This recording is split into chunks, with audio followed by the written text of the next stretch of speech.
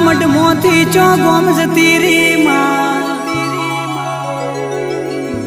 દેવી દુનિયા બોલીને ફરીજી પણ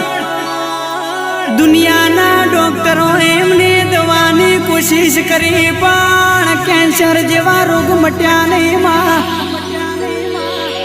હવે તો જીવાડે તોય તું ના મારે તોય તું તારા વિશ્વાએ તારા ભરોહે અમે રજા લઈને ઘેરાયા છો